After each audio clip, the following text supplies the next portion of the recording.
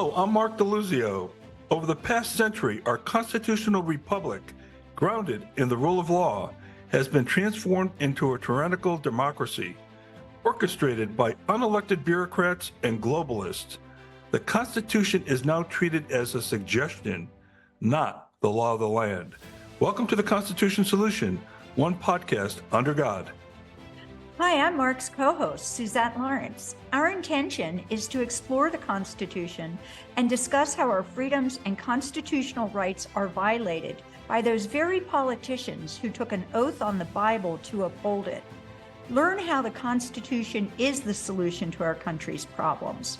What do we need to do to restore our inalienable and enumerated rights? Class begins now.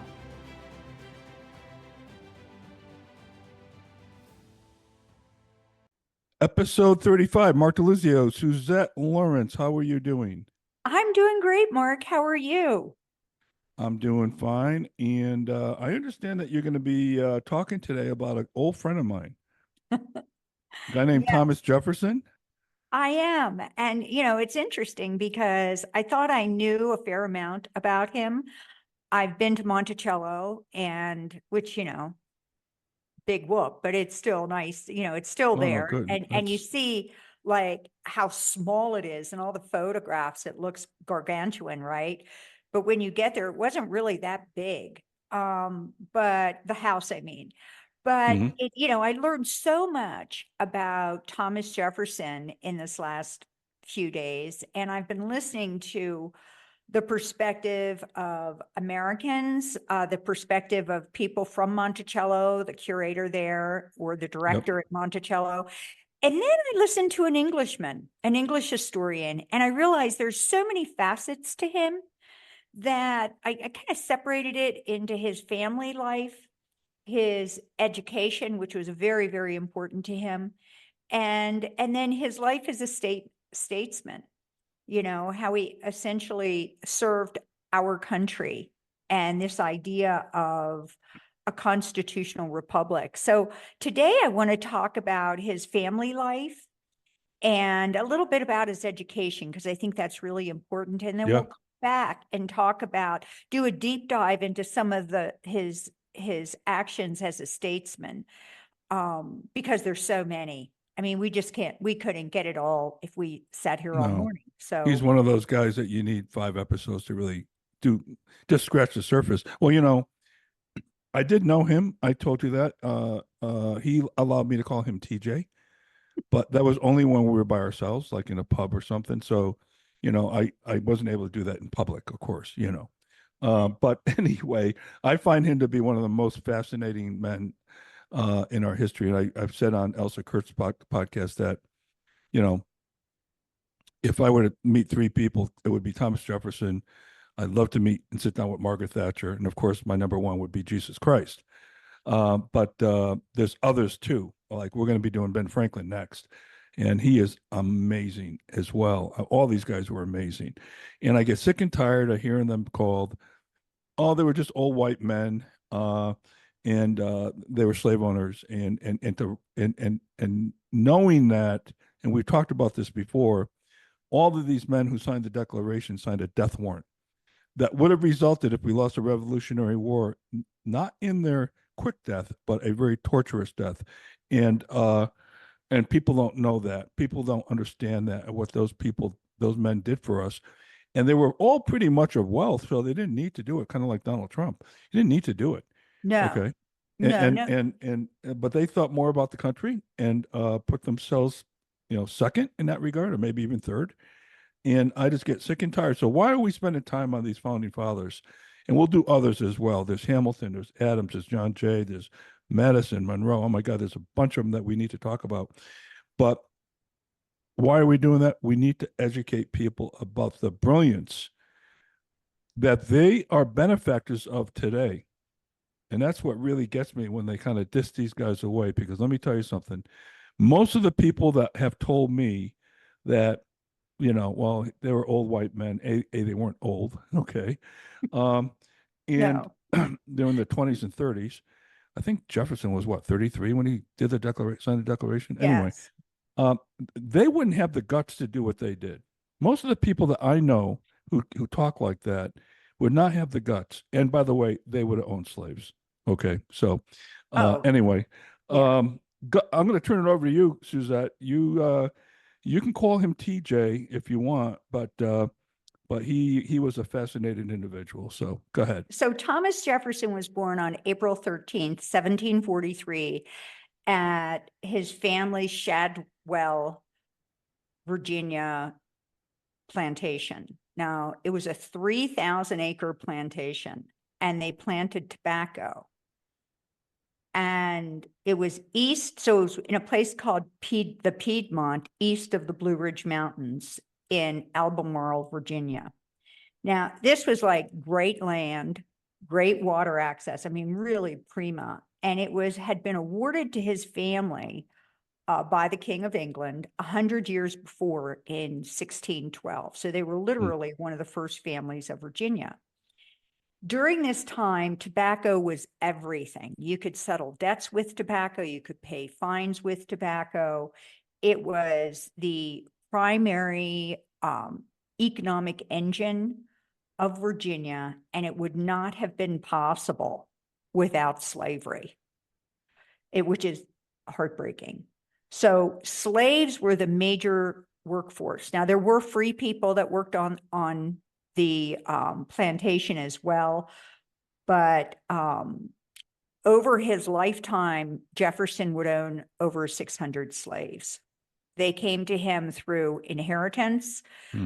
When he inherited Shadwell,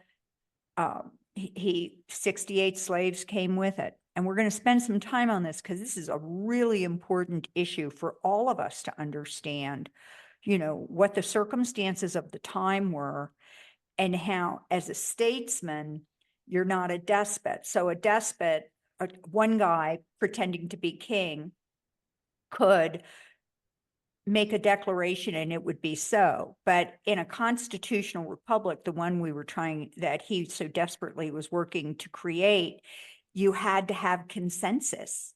And there just wasn't consensus. People were not unwilling to give up their livelihood to free people that they were concerned might not survive. The problem being there was like, if you were Black and you couldn't just walk around, you couldn't just get on the train and go north, you would risk either being apprehended and enslaved by the first white guy that could stop you, or you'd be lynched or killed. Typically these people were not lynched and killed because they were so valuable workers. So, if you could sequester a runaway slave, you could claim them and own them. So, the idea of dissolving slavery, it had to be done gradually and very thoughtfully. So one of the things, so I just want to bring that up because with Jefferson, you always hear about that. The difference between what he believed and how he actually lived. And there was a gap there. And so I'm going to, I got into trying to understand why that gap existed, and I'll be sharing that. So, By the way, Suzette, when I've studied him and other founders like Ben Franklin, for example, we're going to talk about next. They had a lot of wisdom when they put this country together, which yes, is really maybe one episode we should just talk about the wisdom. But one of the things they said, they all agreed to, Franklin, for example, knew slavery was wrong. He wrote about it. But they all said, and they fought about it because there were some people who put our founding documents together that were still for it. But they knew that if they fought that battle then, they would never have a country. Oh, there was no question about it. That wasn't going to happen. There was never going to be a break from King George if we couldn't be united. And when you are working with other people, you have to gain consensus. We all know this in business. You're not always going to get everything your way, but you don't throw the baby out with the bathwater. you work hard. That's why being able to make a deal is such a powerful thing, because everybody has, my brother-in-law used to say, leave a little for the other guy. When you're making a deal, like don't try to squeeze every last dime out of them, like be conciliatory. So Thomas Jefferson, again, born in 1743 in April, he was the third child of Peter and Jane Randolph. Jane's family was also a first family of Virginia, one of the wealthiest. I think her father had 11 plantations and 9 children that lived, which was very unusual. In Thomas Jefferson's case, they had, I've heard 8 and I've heard 10 children in that family. But 8 of the 6, he had 6 daughters. Peter and Jane had 6 daughters and 2 sons, and Thomas Jefferson was the eldest son. So only 6 of those children lived to adulthood. And Peter and Jane were married in 1739. And let's see, Peter was self-educated. He was a surveyor. He was a colonel in the Virginia militia. I just want to make sure I understand. Peter was who again? His brother? Peter Jefferson was Thomas's father. Oh, his father. I'm sorry. Okay, got it. And his father was self-educated. He always wanted to be formally educated, but he had to rely on himself. And so he was a surveyor. He was a planter, of course. And he was a colonel in the Virginia militia. Now, I bring this up because he made a promise that all of his children would be educated, and they all were. The girls read, they played music, they read the classics. I mean, he wasn't sexist about educating his children, and of course he was self-educated, as a lot of people were. So let's see, Peter, the thing that he taught his son, Thomas, was to ride and shoot. Everybody had to be able to ride and shoot. And this is something that stayed with him throughout his life. He rode every day. He exercised every day. He was really a very, very disciplined human. So Peter was self-educated, and he died at the age of 57, which was pretty average back then. People tended to die quickly, and weren't always sure why. Sometimes they didn't have a long illness, but he passed away when he was young. And at that point, Thomas was 9. Okay. So he went to, I'm sorry. I'm getting ahead of myself. So while his father was still living, he sends him at the age of 9 to live with Reverend William Douglas, who taught him basic French, Latin, and Greek. This was kind of the beginning of what being educated during that time meant. You had to read the classics. You had to understand French.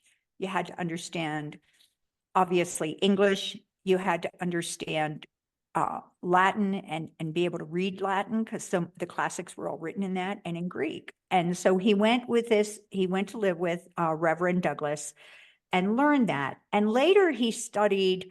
So when he finished that, he came home, and his father sends him back out to live with Reverend James Morey, and who was a renowned classicist. He was like the best guy in that area. And Virginia was the most populated of the colonies, a very powerful, large, wealthy colony. So it attracted a lot of really good people. I never knew that, by the way. I never knew it was the largest. Yeah. Okay. Yeah, Great. it was very powerful, had a lot of waterfront, lot of great land, clean, good land for growing. And so so Reverend Morey introduced him to the classical literature, history, and philosophy. of the ancient Greeks and Romans. So this was, now there's a lot going on at this point, but he's setting that foundational understanding to understand what has happened before, because history really does, somebody said history may not repeat, but it rhymes. There's nothing really new on the scene. There just isn't. So, and they understood that. So, and he successfully, when he finished there, his father had passed away. He was 14 years old, and he was now the owner of Shadwell. He owned the plantation, and his mother, Jane, ran it. She was kind of responsible, and I guess there were executors there as well that were helping to manage everything. But she essentially was in charge, and he petitioned his executors to send him to William and Mary. He wanted to go. That was the school in Virginia, and he wanted to go there. And they, of course, sent him, and he studied there. He was there, let's see, he studied science. So this is the cool thing about this. So he's 14 years old. He goes to William and Mary. He called his tutors there the Williamsburg Trio. Okay. That's how he referred to them. And they educated him. And they also played the role of the father figure. They gave him they were really great role models, which was one of the reasons that people used to send their kids off, because they wanted their children to be able to model themselves after people that they respected. And so he goes to William and Mary, and a man by the name of Dr. William Small, a Scotsman, teaches him science. His law mentor is George Wythe.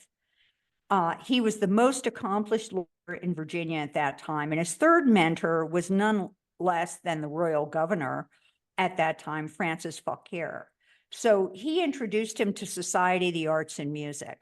So he's at William and Mary, he's studying, and Dr. Small introduces him to the Enlightenment. So these are the Enlightenment, for those of you that aren't totally clear on that, up until, so long as we had a monarchy, the monarchs all would use the phrase, what we would describe as the royal we. So the royal we was, Jesus and I were talking about this, and not the way that you and I might pray to him or listen for his answer. They felt on equal footing with Jesus Christ, our Lord and Savior. So this is really heresy. I mean, you can appreciate that these people were delusional. And what the Enlightenment brought to the picture was the voice of reason, that without a spiritual component, a human being, a man, could reason and make good decisions for himself. Be reasonable, not just, it wasn't good enough to be right, it had to be reasonable. You didn't just barrel ahead because you're right, you had to do things with reason. And that's what the Age of Enlightenment was. It separated spiritual life from a reasonable solution to whatever you were dealing with. So this was what the conversation was about. Now, for the first time, he's in Williamsburg. This is where William and Mary is at Williamsburg. And that was the capital city. I believe it was a city of 1,000 people. And yes, it was the capital. That's where the royal governor Fauquier's palace was. And his mentors managed to get him invited to these dinners. They were, once a week, the governor would have like the top guys, think Knickerbocker Club, and they would sit around and they would network and they would discuss these things. They would discuss politics. They would discuss religion. They would discuss philosophy. They would discuss history. They would discuss what the relationship between the colonies and London was supposed to be, the king, how are we supposed to behave so that we don't get on his bad side, was kind of how it was. And there was this young Thomas Jefferson, the youngest person often in the room. That's where he met Patrick Henry, actually. It was at William and Mary. Patrick Henry was also an attorney. And he, in that environment, decided that he wanted to pursue the law. And he went home. Oh, this is a fun part. So he would be at these Friday night dinners, right? And there was no entertainment, but he loved music. That was his primary passion in life, was music and books. He was a great violinist. So he would serenade these people. They all loved him. He was a great violinist. And I think he also played, I'm not sure if it was him. He played the harpsichord. He may have, but Patsy definitely, his wife, the woman he would later marry, played the harpsichord and sang, and she played the violin. So they were very simpatico in that they both loved music.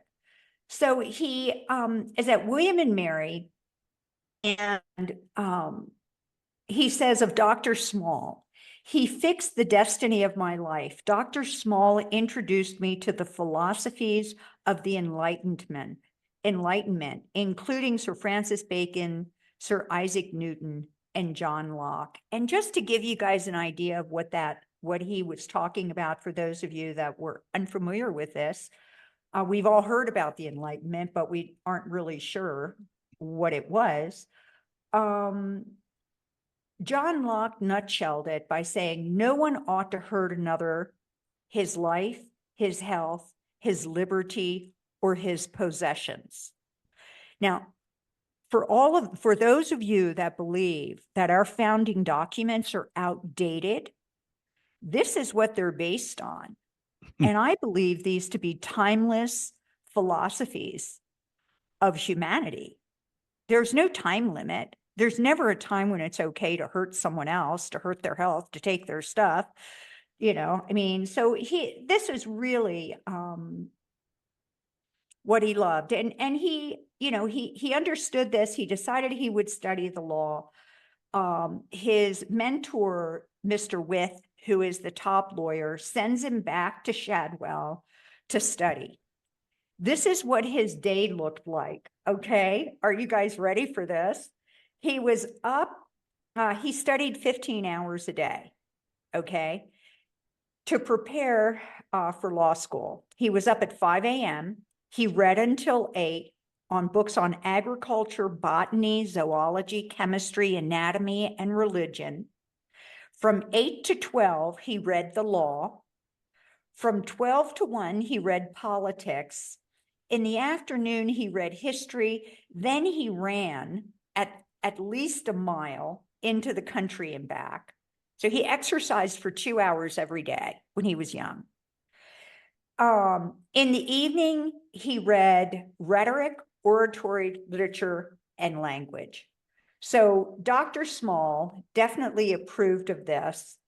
And let's see, I have notes here. This all isn't committed to memory yet. Let's see. So then Dr. Small definitely approved and saw to it that he was a frequent guest, of course, at the governor's mansion. We talked about that. At these dinners, we talked about that already, so I don't want to repeat myself. So in 1769, at the age of 26, he had finished law school. He and his fellow land owners in Albemarle County elected him to the House of Burgesses. Jefferson was admitted to the bar when he was 27, and he had a great reputation of being a fair and compassionate lawyer. But I want to talk about the House of Burgesses for a minute, because it's an important component to our history. Okay, so the House of Burgesses was the first elected legislative body in British North America and the lawmaking body of colonial Virginia. So this was the extension of the crown in the New World, in British North America. And this governor, Francis Fauquier, was the governor. So it was first established in 1619 in Jamestown. That's the first Burgesses. And each county in Virginia had 2 representatives to the House. Sound familiar? Known as the Burgesses, and towns could petition to send 1 representative. So if you felt like you deserved a representative, you could petition the House of Burgesses and they would consider you. The House of Burgesses established the colony's basic laws and evaluated petitions from the public. The House's power waxed and waned based on the political situation in England. Famous members were George Washington, George Wythe, Thomas Jefferson, and Patrick Henry. And the significance of the Burgesses was to stand against the Stamp Act, which was one of the first events that led to the Revolutionary War.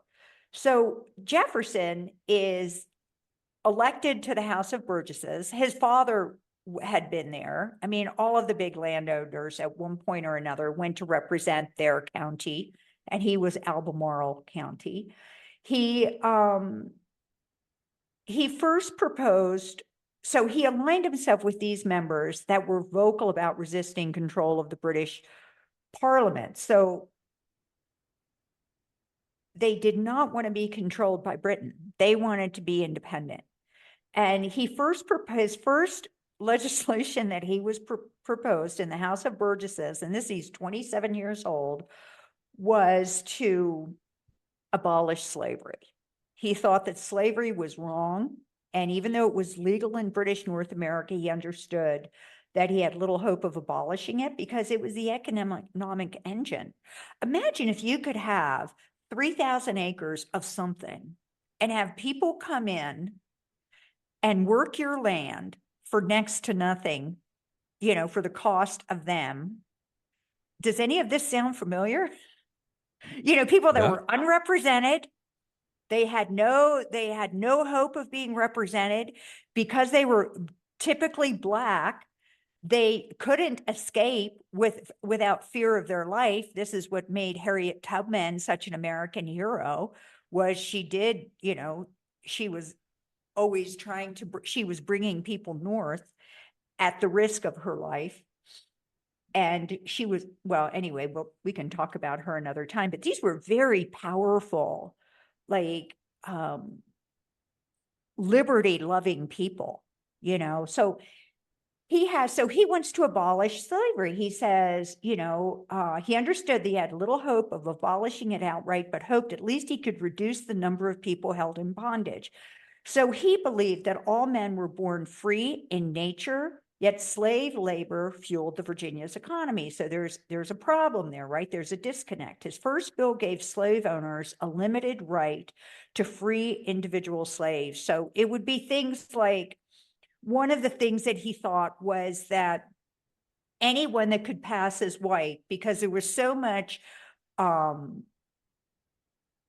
many women that were subjected to the sexual desires of their owners, the Black women couldn't resist this, that there were a lot of mulattoes, or what people would call passable Black people that looked white. So, they had in the case of Sally Hemings and her family, a lot of these kids are, have red hair. They were fair-skinned and Okay, now freckled. Sally Heming, just help us out with Sally Hemings. Oh, Sally Hemings was a slave at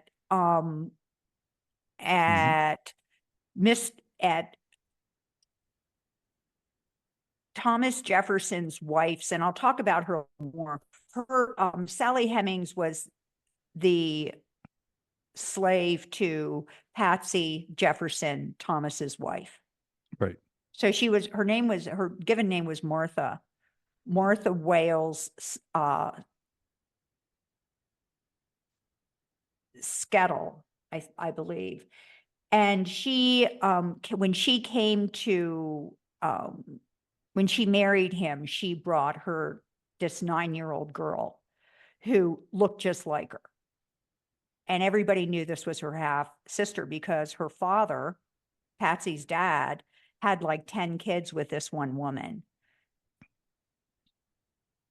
So as a new member of the House of Burgesses, Jefferson, the first piece of legislation, and he got somebody else to introduce it for him because he was so young and new, was to abolish slavery. He had this idea of gradual emancipation. He knew that if a Black person were just to walk off a plantation, even if they were freed, and even if they had a skill, that the chances of their survival was slim. They would either be recaptured and someone else would enslave them, or they would be killed, and the chances of them having to be able to have any kind of success, it's like throwing throwing somebody that doesn't know how to swim into the pool, and hoping for the best. So he introduced this legislation and it was shouted down. The people went nuts. They thought he was crazy. Why was he was an enemy of the crown. Why was he trying to destroy Virginia?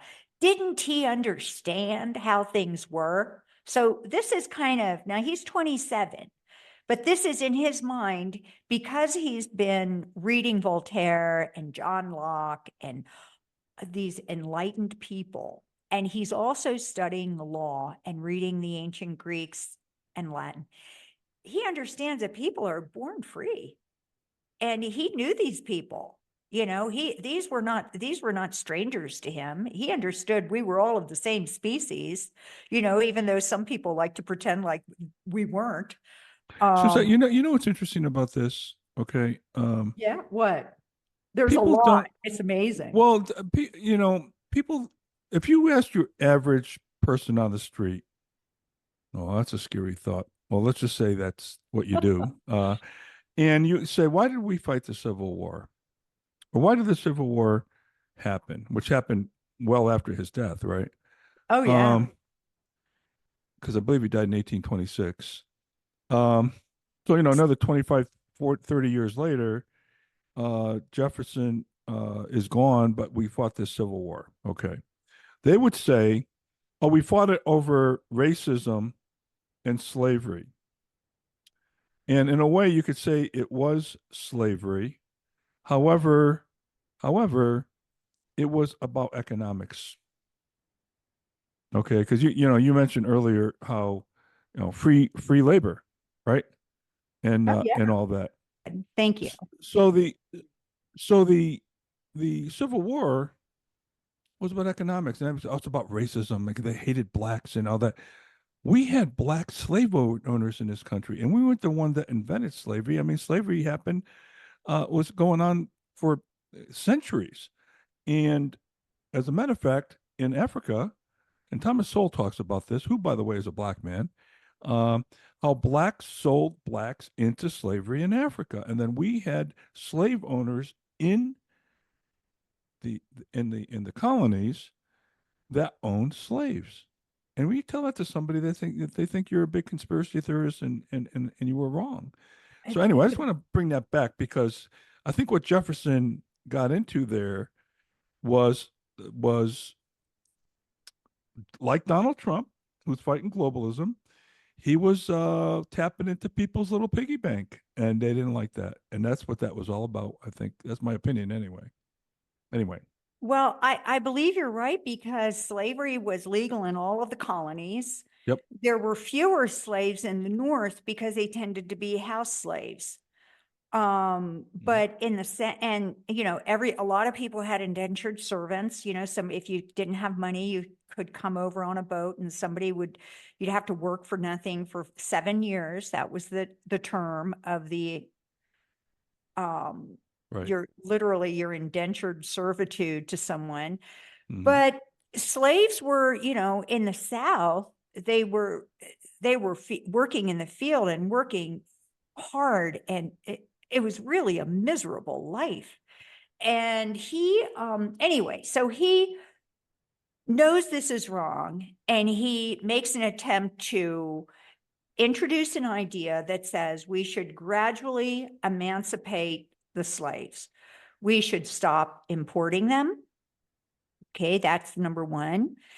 Any babies that are born um, in this country by a slave should be free. So they're not just automatically slaves because their parents were. All babies should be free. And at some point, to be determined, the existing slaves should be released. And he thought that he thought it would be very difficult for Black people to integrate with white people because the white people were terrified of the retribution that might come, because not everybody was a nice Yeah. guy. By So the they way, were when I talk about Franklin, who was older than Jefferson, when I get into that in the next episode, he was an abolitionist. He was also against slavery, even though he owned slaves. Okay, and he fought for them. He fought for their rights. But I wanted to say one other thing, Suzette, and it's a little bit off topic here, but That's and we okay. should probably do a whole episode, at least one, on slavery itself. But when you start looking at the names that you get called when you don't agree, like you're a climate denier, okay, or you're a whatever phobe they want to call you when you're against some crazy thing like abortion or whatever, um, you get called all these names. Well, the name carpetbagger, carpetbagger, like when ran for Congress, I had a place in my district. I had a home in my district, and my primary residence was out of the district. Now, the Constitution doesn't say that you have to live in the congressional district that you serve. You have to live Right. in the state, but not in the district. So people say, "Oh, you're a carpetbagger because you live in Scottsdale. You don't live up in District 2." And the word carpetbagger was one of those shameful names that the South gave people from the North who were abolitionists. And the reason they moved down to the South was to populate Congress so that the Southern congressional candidates could not vote back in slavery.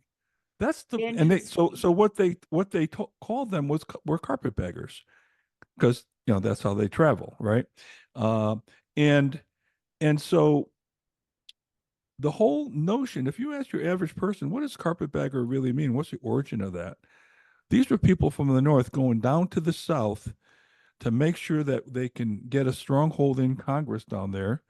And yeah, they came from the north. They weren't from there. Oh, you're a carpetbagger. You see how that works? You see how that Yes. works? Oh, Nothing's changed. The whole tactics are still the same. Okay. And I they're thought I'd just throw that in as a little bit of a thought there because it's just incredible that the more things change, the more things stay the same. Anyway, I'm sorry. Go ahead. That's okay. There are a lot of wisdoms in our founding documents, and a lot You of bet. that came from Jefferson. We had some really great minds.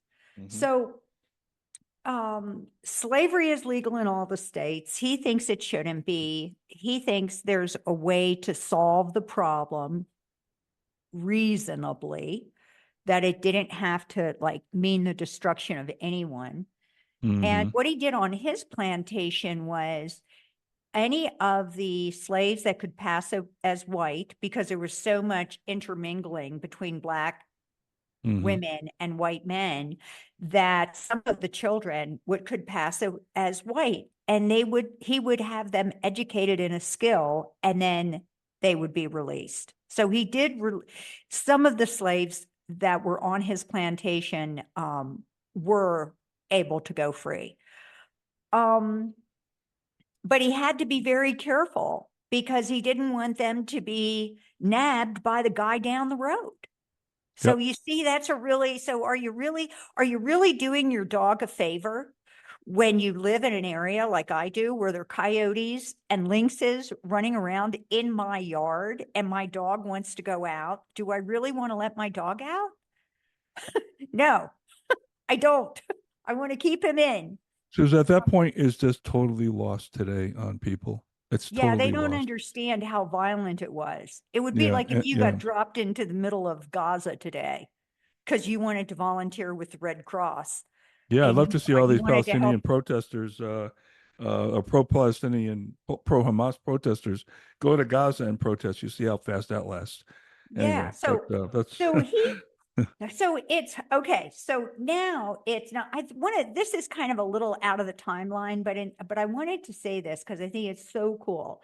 So he wrote this legislation when he was new in the House of Burgesses, Mhm. and 11 years later in 1780, Philadelphia Pennsylvania, was the first state to pass an act for the gradual abolition of slavery. So they picked up on this. He was a great writer. Everybody was reading his stuff. You know, there were pamphlets and his stuff went around. He had a great reputation.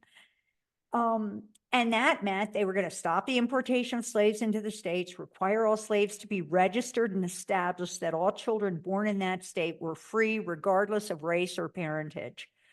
While individuals who were slaves before 1780 remained in slavery, the act was the first act abolishing slavery in a democratic society. Hey, wait a minute. Wait a minute. I don't ever heard any liberal talk about that, getting taught that in school. 1780, baby. I never This was heard a anybody. big issue. Well, wait a minute. You mean to tell me that we're not teaching the accurate perspective on history? I mean, I never Do heard they teach history anybody. anymore? No, I shouldn't say Well, that. you know, we were taught that Stalin was our ally, and he killed 100 million people, but we didn't get Right. that one either. They kind of missed that one, and I must have been in the footnotes, right? But it's amazing how, when you start really digging into who these guys were and how virtuous they were, and by the way, they were imperfect people too. Okay, um, you know, Ben Franklin was a ladies' man. Okay, but you start looking at this and you start saying, why isn't this stuff taught in school? Because we have to, what's Kamala saying? Not be burdened by the past. Oh, Yeah, that's of right course out of not. Of Marx. course not. Of course not. Yeah, exactly. It's out of Marx. Exactly. We have to hide all this stuff, Suzette. We can't be talking about this kind of. We can't be talking that Thomas Jefferson spearheaded the whole abolition movement in that regard at the House of Burgesses. We can't be He talking like that. he Come on. never stopped talking about it. Yeah. Anybody that would listen throughout his entire career, his life, he addressed this. So he was, The more I hear this, the more frustrated I get. But go ahead. I'm sorry. so in Shadwell burns to the ground. Okay. His library is lost. The only thing he loved more than music were books. And his library was lost, and he decided that he was going to build Monticello. And Monticello means little mountain in Italian. And so he found a high place about 2 miles from Chadwell, and he designed Monticello. Now, that architecture was not a career, just wasn't. Mm-hmm. But he designed Monticello, and a little room was completed in 1770, and he moved his books in. And at that time, he was still a bachelor. By the end of the year, he had started courting Martha. And Martha, again, her family was very wealthy, and they called her Patsy. Don't ask me why. Her name was Martha Wales Skelton. You sure it wasn't Martha Washington? You sure he didn't kind of have, No, Okay. it wasn't. Okay. I'm just checking. But she was That's known all. as Patsy, so I'm going to call her Patsy. That's what Okay. he Call her Patsy. Okay. That's good. she was a beautiful musician. She was a beautiful woman, very distinctive, very feminine, very opinionated, very well read. She would argue with him. They had great arguments about and discussions. Sounds like you. Oh, thank you. She was pretty amazing. And she had been married before, but she was widowed. So Thomas Jefferson knew her because she had been married to a classmate of his, an acquaintance. She was 22, very bright, very well read, an accomplished harpsichord player, had studied music with the same Italian master that Jefferson had studied with. And she, he was 6'2", she was tiny. So he looked like a giant next to her. By the way, 6'2" is tall for that time. Yes. Yeah, my brother, God rest his soul, he bought a house in New Britain, Connecticut, that was built in the second oldest house in New Britain. I think the vintage was like 1750. And when you walk through that house, okay, and even when you walked up the stairs, and I'm only 5'10", when you walked up the stairs, my head almost hit the ceiling. Okay, so 6'2" at that time was huge. Because Yep.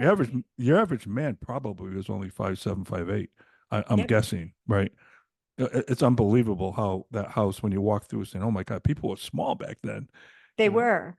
Yeah. So he really stood out, he and Washington, because they Yeah. were very, tall, Big stature. Yeah. strong men, and so Patsy, he brings Patsy to Monticello, and I guess they were married on January 1st, 1772. And the next 15 months were the happiest of his life. I mean, they had an amazing time together. 10 months later, Patsy has their first daughter. Things start going south in the spring. Martha's brother dies. So Patsy's brother dies, Hmm. and followed by the death of her father a few months later. And death, I think I mentioned this earlier, people tended to die very quickly. There weren't many interventions, so people Yeah. didn't Yeah. linger. They tended to get sick and die. Hmm. His mother died in an hour. She was 57 years old. Jefferson's mother, when she passed away, and they thought she had a stroke. That's how it was described. So they weren't really sure why he died because of the limited medical knowledge during that time. But Jefferson took in, Patsy's sister-in-law and her children, and he inherited Patsy's father's plantation Yep. with the slaves and the debt. People tend to think about the hegemony, I guess, of the eldest male inherits everything and nobody else gets anything. What they often fail to realize is he also inherits the debt. So it's not always just, having it be easy. Now, I'm going to introduce a name to you. With Patsy coming to Monticello as Thomas's bride, she brought her slave with her, and her slave's name was Sally. And Sally was 9 years old at that time, and she looked just like Patsy, a Hmm. 9-year-old Patsy. Okay. Now, it turns out that Mr. Wales, Patsy's father, had 10 children with one of his slaves. And Sally Hemings, her mother, Mrs. Hemings, was Sally's mother. And she comes to Monticello. And I'm So just going to leave it there. Sally Hemings was Patsy's sister. That's what you're saying. Half sister. Yep. Half sister. Wow. Never acknowledged publicly. Now, Hmm. what they had going on privately, we don't know. We know all the slaves knew. I mean, this was Hmm. not like, this was like one of those like unspoken things. We don't know what Patsy and Sally talked about. But they were, but that's how Sally comes into the picture. So Jefferson is, so let's move into Jefferson's at the House of Burgesses and in attendance there when the Boston Tea Party happens. And they receive news while they're in session with the royal governor appointed by the king. And they receive this news, and the entire House of Burgesses erupts in enthusiastic applause, shouts of joy, go get them, And the governor flips. And he immediately, this is treason. This is what you call treason back then. And he dissolves the House of Burgesses. And so Jefferson, who is a much stronger writer than he is speaker, writes a letter to the other colonies and tells them what's happening and says, we should really meet for a Continental Congress We should send our people. All of us should come get together and meet. Let's pick a neutral place, Philadelphia. It's halfway. And we'll meet there. And they have that's how the Continental Congress gets started. Really? Okay. And is that why they picked Philadelphia? It was just it's a convenient location. I think Hmm. so. I Yeah. think Okay. so. I Okay. think it was just, it was a great city. There were a lot of people around there. There were some good, it was kind of easy for everybody to get there. Sure. So he drafted the Virginia delegation for the Virginia delegation, Mhm. a um,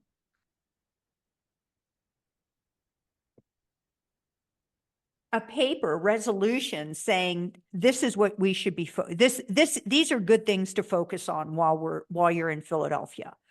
Well, it turned out that one of the people that was going to go there couldn't, and he went in his stead. So he actually attended that first meeting, and he had these resolutions, and everyone was impressed. People were like, wow, this is really something. Now, at this point, no one's talking out loud about independence. And when he brings it up, George Washington basically says, we're not talking about that. We're not, this is not, no, we are not seeking independence. We're seeking, have you ever heard representation? Mhm. We would like to have representation since we're being taxed. We're being taxed more than some of the people in England, and we have no representation in Parliament. This is what they were pushing. They wanted representation, and they felt like because they were being taxed and not being represented, they were being undermined, and they were right.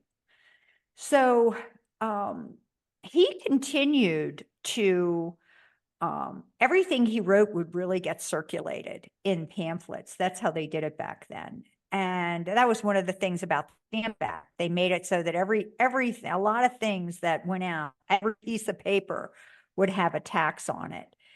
And, this was horrifying because was the only way you had to really communicate with other people. So pamphlets, of Jefferson's proposed resolutions were widely distributed throughout all the colonies. Militias were forming.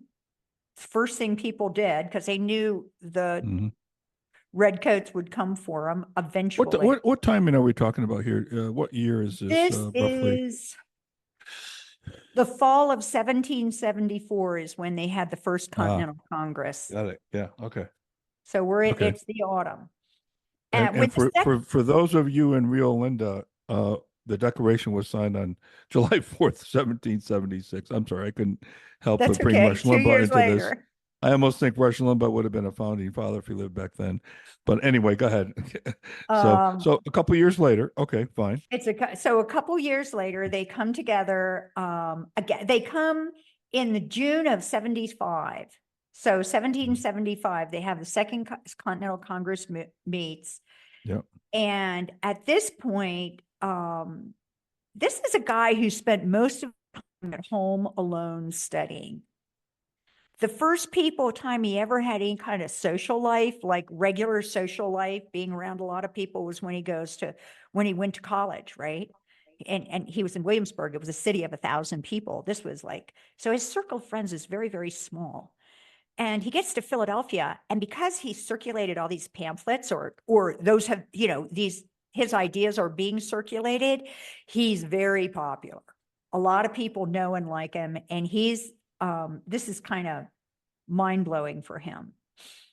So let's see, he meets Benjamin Franklin there. He met the radical John Adams, who agreed with Jefferson on liberty. Now, Adams ends up being a Federalist, which is what we would call the deep state or the administrative state. He really thought that Jefferson, of course, was a classical liberal. He did not believe that. He knew that was not, that would breed despots, and it has. We see that all the time. So back to his personal life. Between sessions in Congress, he returned to Monticello, and the war is now going on. You know, the first Concord and Lexington has happened, and he's in Congress, and he's trying to help get money and organize things. And he goes home. His mother has passed away. His wife is very sick. Patsy had difficulty giving birth. She had 6 pregnancies and only 2 children survived, 2 daughters, Polly, and I can't think of the other daughter's name, but the 2 girls survive. But Patsy is just getting sicker and sicker and sicker, you know, weaker. She's very frail. And after the last pregnancy, she passes away. I think she was in bed for about 2 months, very ill. And he's heartbroken. I mean, he's totally in love with her. And she's 32 years old. You know, she's young, and he's just devastated. And she dies. Sally is there, her maid, and some of the other housemaids are with her, and Thomas is with her, and he's distraught, and she makes him promise to never remarry. Now, I'm not, yeah, this is so, it's a classic kind of thing, but it's, there's a lot of oral history to support that. And Now, he again, I doesn't, want to make sure when you say she, you're talking about Sally, right? well, no, Patsy, his Oh, dying wife. Patsy. Okay. Okay. Patsy's dying. She's had her, you know, they've been So, married so for 10 Patsy, years. his wife, made him promise not to remarry. Do not remarry. Got it. Promise Okay. me you Okay. won't remarry. And he promises her that. Mm-hmm. And he spends some time at Monticello after that. He's a total mess. And he ends up getting called back to Philadelphia, To to Philadelphia. the Yeah. Continental Congress. And during that session of the Continental Congress, Jefferson is included in a committee to write a Declaration of Independence. Everyone agrees it's time. And it's between John Adams, they want John Adams and Thomas Jefferson to write this. And John Adams is like, there is no way I can do this. This is something you have to do, Jefferson. He was kind of thinking, are they dumping this on me because I'm the youngest guy here? I mean, this is like a monumental task, right? And Adams insists, and he says, reason first, you're a Virginian. Biggest colony, most people, you should be writing this. Reason 2, I'm obnoxious and unpopular, and you're quite the opposite. Everybody loves you. And reason 3, you can write 10 times better than me and essentially anyone else here. So you're the guy to do this. And he goes in his grief to his little room in Philadelphia, and he pens the Declaration of Independence.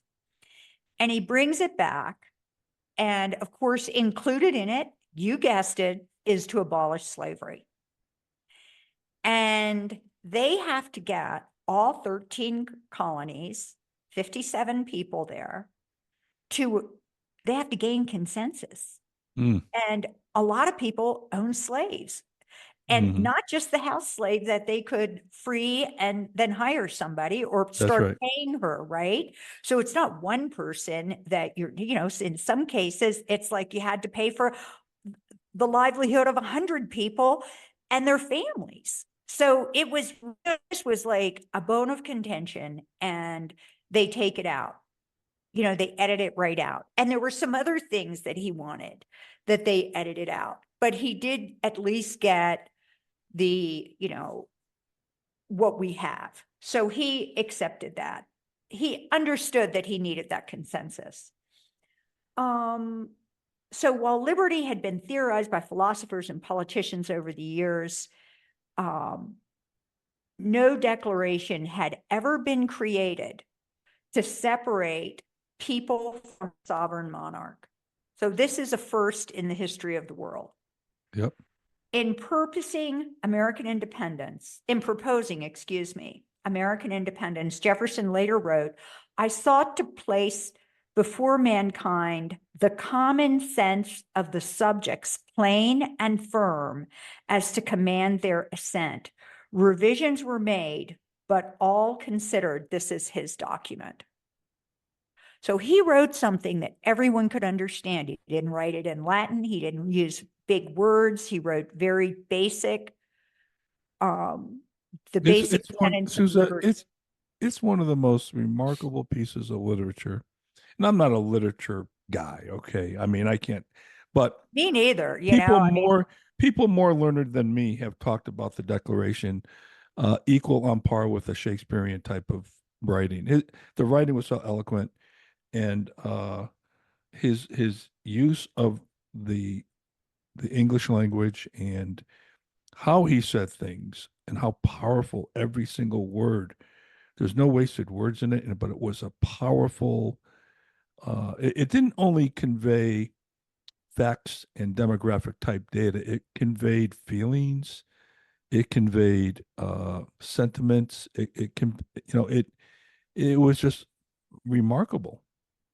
And one of the things many may not know is that God is referred to four times in the Declaration. And three of those times, he's referred to as the judge, the legislator, the person who writes laws, and the executor. Oh, yeah, guess what? That's where the three branches of government came from. Okay. exactly. The Okay. separation of Yep. powers was The critical. separation of powers, because he knew, they all know, I believe. I can remember all these people were pretty heavily Christian people here. Although, I don't know if you'll talk about it, but Jefferson was a deist, but he believed in God, but he didn't believe in the future of mankind being controlled by God. But He thought it was controlled by a reason, and he makes that's a good right. argument for that. And I have to say, as a Christian, I believe that too. Well, yeah, and it's funny. It's funny you say that because so many I've heard say, "Oh, he was an atheist. He didn't believe in God." That's not what a No, deist not is. true. That's not true at all. And so anyway, he knew though that God could be the only one that can conduct those three, that turned out into the three branches of government. He knew mankind could not. Okay. And because we're corrupt, because of all the different, things that he studied throughout the history with all these different um, civilizations that just demolished under democracy, right? And they all knew that. So for the most part, they're all on the same page as far as being a republic versus a democracy. But he knew that the three branches were necessary to hold the checks and balances in place for this experiment to survive. Because it was the first one like it ever, ever in the history of the world.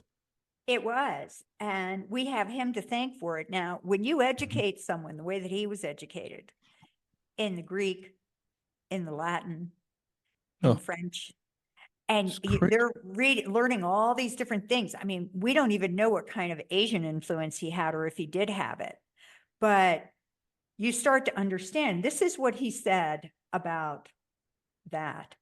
It does me no injury for my neighbor to say there are 20 gods or no God at all. I love it. Now, he's not saying, I don't believe there are 20 gods. He's not saying, I don't believe there's no God. He's saying, it doesn't hurt me if you believe that. But It look at how doesn't, he said that, Suzette. It does yeah, me no injury. Who talks like that? That I is know it does me brilliant. no injury if It's you believe brilliant. in 20 gods or you believe in no gods. That was his No, I, position. I would I would write this. I would say, I don't care if you believe in 20 gods or no God. That's a lot different than what he said. It does me no injury. Does That's me a no lot more injury. powerful. Think about that. Yes. It makes the Oh, point. Like, why would you respond, violently to this statement? And they did. His political enemies used this statement to brand him an atheist. And an yeah, atheist is right. someone who believes no Well, God exists. And that's never what he said. it's He still going prayed to on God. today. It's still I going on believe, today. yeah, I believe he was Christian, but I Yes, he also was. believe that he believed in self-determination. That's And right. a lot of people, will say, oh, it's all up to God. It's all up to God. Well, God gave us brains. Hmm. He gave us will. Not He everybody, gave, by the way. Not everybody. There's a lot of well, people I know that don't have brains. Anyway, go ahead. I'm sorry. I couldn't resist. I had to say that. so he said, so he said this whole like he really believed in the separation of church and state. Now, this is something we'll talk about more, but and this is why the Church of England, the Anglican Church at the time, that was the frame of reference. It was a government church. It was supported by the government. You had to pay a tax to the Church of England. Yeah, they were one The and the same, Anglican, right? They're basically one yes. and the Oh, same. yeah. So the people Yeah. in colonies were paying taxes to the Anglican Church in Yep. England. And as a matter of fact, it was kind of like, so he said it was the toughest battle of his life. The aristocrats of Virginia believed that church and state were synonymous. They were established figures, and they were all established figures in the Anglican Church. My farm, my family, my books. That's what he like really cared about. He was not, he kept his religious beliefs private. He acknowledged a benign creator, and while skeptical of Christ as the Son of God, he had a profound belief in Christ as the moral philosopher, Hmm. and he probably did more for Christianity with that than anyone in the world. I mean, besides Christ. The one, to him, philosophers were the real heroes of civilization. So in 1782, shortly before the end of the war, this is the Revolutionary War, Patsy gave birth. Oh wait, we talked about Patsy, but she gave birth when she did die. That last birth was a live child. So he did get to have that baby. He burned every letter they had ever shared. Wow. That's how distraught he was, that he could not have any mementos of her. He had a little box in his desk, a lock of her hair and a few trinkets, but otherwise he just couldn't bear it. Um, That the that's work, that's a that's a shame. It's too bad he did that. yeah, it was. I know we do have love letters that he wrote to a woman, Maria Coswell, that he met in Paris, that are beautiful. They're called Head and Heart. And where he talks about, his head telling him one thing and his heart telling him something else. It's a beautiful letter. You guys should look it up if you have if you're romantic at all, especially around Valentine's. So the war's over and independence has been gained, but Patsy was dead.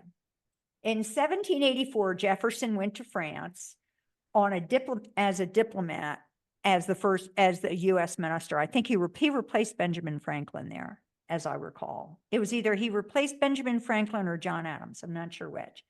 But he did find respite. He did find respite in France. I mean, it was the culture, the food, the theater, the music, the people. I mean, he was just totally blown away by this cosmopolitan Parisian city. This little kid, well, he's in his 30s, this young man from Virginia. And he is there, I believe he's there for quite a while. He was told, and he met this woman, Maria Conway, a beautiful musician and artist, and she was his companion there. She was married very unhappily, but somehow they managed to, they were together for years in there. Okay. So he's in Paris and he's met this wonderful woman. He really falls for her. They write each other letters, and we have those letters. They're actually at Monticello. And it becomes very clear that, she's not going to get divorced. She's married. He goes back to the States, and he And I want to leave it there because he ends up back in Paris. He continues to do, this is a man who didn't seem to ever really take a break. So he's always doing big things. And we're going to talk about those in future episodes. We want to talk about the legislation that he proposed, his presidency, his governorships when he was Secretary of State under President Washington, all of the important things that Yeah. Jefferson did for us and the world. In The the world. world, By the way, when, also, I think we need to touch on, I'm sure you will, in one of the, we'll probably do a couple more episodes on him, I gotta believe. oh But yeah, so we'll call this Thomas Jefferson Part One. But Jefferson, also the rift he had between he and Adams, that's also a real big deal we need to talk about, and how that all and how they both died on the exact same day on July 4th, 1826. They both died on the same day. Isn't that crazy? On July 4th of all days, right? But Suzette, so we're going to do some more on him because he's such an interesting guy. As I was putting together the notes for Ben Franklin, I feel almost like I need to do that too because there's so much about him. But we'll see yeah, how we that will. goes. Yeah. Because these Well, these are like powerful guys that have influenced us. Think of why we think the way we think. my God, I yeah, didn't come up yeah, with these exactly. ideas, but when I read them, they resonated with me. I saw the truth. So By the way, anyway, a couple things I want to talk about, and we can close on this. Okay, both Jefferson, Adams, and Ben Franklin were charged with putting together the seal for the United States. Okay, mhm. um, I can't remember how that all worked out, but one of the things that Jefferson wanted to put in the seal, okay, um, and I'm looking for it right now, if you bear with me, is refer to God. Okay, which is kind of interesting because it's like, oh wait a minute, he was an atheist. The liberals tell me, okay, and no, he wasn't an atheist. And No. I just look at this and just say, well, geez, he was a guy who oh, here it is. He wanted to put in rebellion to tyrants is obedience to God. He wanted that to be added to the seal. Now, I'm not sure it did get in, but that's something uh and he clearly believed that while the government couldn't pass laws to establish a national church, individuals, even in government, were allowed to express their personal religious convictions. That's what gets missed. You can pray in Congress. You can pray in City Hall. You can pray in a public classroom. Now, let's just talk about this church and state business Yes. because church and state, first of all, is not in the Constitution. Nowhere is that language to be found ever. Right. Now, when you look at the where it came from, the Baptists of Danbury, Connecticut, the state that I'm from, were afraid that the state constitution of Connecticut did not have a protection clause in their constitution to prevent the state from intervening in their religion because the Baptists were the minority and they were not liked and all that stuff, right? Hmm. Jefferson wrote them a letter and said, now this is the Baptists of Danbury, Connecticut. And he cited the supremacy clause, which basically says in the Constitution, the supremacy clause says that the federal law is the law of the land, and a state cannot overwrite that. So you Hmm. need not be worried about the state of Connecticut trying to zap out your religion because the federal law is protecting you. That was what that was all about. Okay. So he did use the word separation of church and state, but he didn't mean that uh, No uh, God in the state. He meant no no God in state. taxes, That's that right. Right. citizens did not have to pay taxes to a government sponsored church. And the Period. government can't establish a Totally religion wrong. or He was prevent like, one. I'm sorry. the government cannot establish a religion and it cannot prevent a religion. Okay. That's the First Yeah. Amendment. Now, in And they can't make you go 1947, to church. You had to go to the Anglican church. It was a right. sacrilege. You weren't getting anywhere anytime soon unless you were part of the Anglican church. That's how it was. Well, Justice Hugo Black in 1947 wrote the majority opinion and defined the First Amendment religious clause in terms of a wall of separation between church and state. He struck down school prayer in 1947.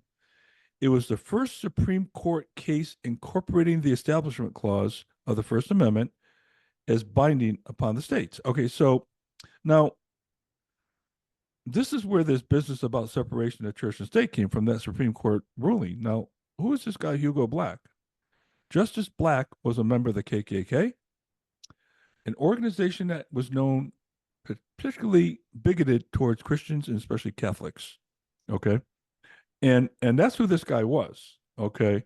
So what happens is, if you go back to, let's look at the bigger picture here. You go back to the Communist Manifesto. Why are all communists atheists? They don't want you to pray to a God. They want you to pray and be beholden to the state. This all ties Exactly. together, you see? Okay, so this whole business about church and state is a bunch of garbage. Okay. And and it's so misconstrued, like so many other things that you talked about today. Jefferson was a slave owner. He was against slavery. We didn't learn that in school. We didn't learn any of that stuff. Oh, no, we Okay. learned he was a hypocrite because he owned Right. slaves and then he says all men are created equal. Matter of fact, most of these kids coming out of school today think that the United States, invented slavery. I mean, let's just forget about the past. Let's just forget Yeah. about. Let's not be burdened by the past, as Kamala says. Of course not, because it ruins your narrative. You know. Anyway, I just try to clear that up as far as the church and state thing. But uh, so Suzette, a lot to talk about here. So we're gonna get back on a couple more episodes on TJ. Uh, Yay. and I love the and guy. I mean, he's just oh, like he's a stud. Yeah. everything I've ever read about him, I liked. And so I'm very excited to continue the conversation. Next time we're going to talk more about, we'll just continue on. I mean, Hmm. the man lived a long time and he worked until he died. So we have a lot to talk about that he did, in the next part of his life. I can't believe how much they accomplished in their lives. And when we talk about Ben Franklin, you're going to find that I'll never want you to tell me ever you have no time for anything based on You don't what hear me Ben did. say that. No, no, I know you're always busy, but okay, kiddo, that was great. Okay, this was episode, what did I say it was 35, I believe. I believe so, Um, yes. yep, 35, and it's TJ1. We'll call that Thomas Jefferson 1. Yep. That's really what we're talking about here. And yeah, 35. So we'll see you all next time on the Constitution Solution, one podcast under God, for Suzette Lawrence and Mark DeLuzio. Thanks, Suzette. Thank you, Mark, and thank everyone for listening. Take care. Bye-bye. Thanks for listening to the Constitution Solution, one podcast under God, where we hold that strict adherence to the Constitution is the solution to most of our country's problems. You can find other episodes on our website at 1787solution.com, YouTube, Apple Podcasts, Spotify, and most other platforms. We're your hosts, Mark DeLuzio and Suzette Lawrence. Until next time, may God bless you and may God bless America.